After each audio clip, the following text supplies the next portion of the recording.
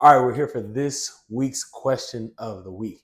And this is a question I get a lot. The question is, how do I get into player development? Now, currently, right now, player development is not entry into player development, is not linear. So there's not like a intern, GA, manager, coordinator, all that. There's different ways. I was a high school coach before I got into player development. So everyone's path into player development is different. And all the experiences you have will help you in the role. But with that said, I'm going to answer the question with 5 tips I have for those looking to get in the role. Number one, do your research on the role. Do your research on a role. Understand the role, understand what's being asked of the person in the role, and understand the impact the role can have. But you also need to understand the other parts of the role. Like you see the post on social media, you see all the good stuff, but you need to know the hours, the expectations. You're most likely going to do it by yourself, the demands of the role. So research and know the demands of the role. Number two, have a plan. A lot of people with player development and athlete development, those who are excited about players have a big heart. You have a big heart for players. You want to help players, you want to impact them, but you don't necessarily have a plan.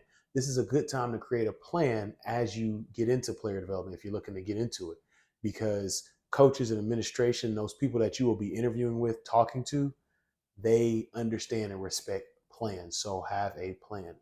Number three, identify your value. What value can you provide to a program right now? So let's say you get an interview. Let's say you're talking to, you reach out to somebody on LinkedIn and you're talking to a player development professional. They ask you, hey, how can you help us? You need to identify that value. Yeah, you may not be well versed in everything, but there's one thing that you can provide that will help that program right now. Number four, be intentional. Please be intentional when networking. When you get on this call with people, that person you're on a call with should not be working harder than you. You should have done the research. You should know their background. You should know where they've been. You should know the programs they have. Be intentional. So now your questions are more intentional rather than getting on a call and saying, hey, I'm interested in player development. Tell me about player development, or I want to learn about player development. You come into the call or the opportunity, if you get it, prepared and asking intentional questions like, hey, when you did this program, I noticed this semester you changed it from a morning program to a night program, something like that. Or I noticed, when you went to this other university, y'all kind of did things differently. Or how was your transition in the role? Ask questions like that. Hey, I noticed that you've had a couple players that are on the AFCA all good hands team. How do y'all go about that? Strategically, do y'all work it out in the beginning of the season? Whatever you notice, you want to be intentional with the person. Now, I'm not against you asking what player development is or asking about their journey, but don't spend too much time there. That professional has a lot of stuff to do, and they all want to help. The player development profession is one of the greatest ones out there. There are a lot of great people out there serving people. They want to help you, but just be intentional and just be very, very concise and aware of the time that they give you.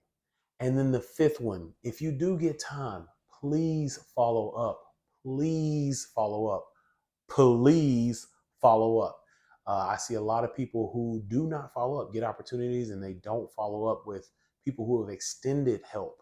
I told a story in a podcast. I gave my card to a young man and said, hey, whatever you want to learn about player development, I'll open up everything you want to, whatever you want to learn.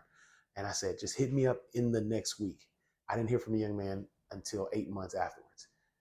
That's not good, right? So you want to follow up. If they open up any lane, like, hey, let's connect again. Listen to what they're saying. You gotta get on that right now. If they tell you to email them a certain day, send a schedule send. Type that email right then, and then schedule send it. But follow up. Now, I need to get better at that as a professional. Got a lot of things going on. I know a lot of you all have things going on in your life, but set up systems to follow up. It does help. Following up has helped me big time. So definitely want to make sure that you all are following up. So those are my 5 tips of getting into player development. Once again, I do not have the formula to get in it. At this moment, it is not linear, or it is not just there, right? There's different ways people got into it, but those are 5 tips I believe will help you get into player development. And since you're here, check out this playlist right here that talks about the 5 steps I talked about in detail of getting into player development. So basically, it's like almost like, so you think you dance, so you want to get in player development, it's right here. Go out and create generational impact. Don't wait. Create that generational impact today.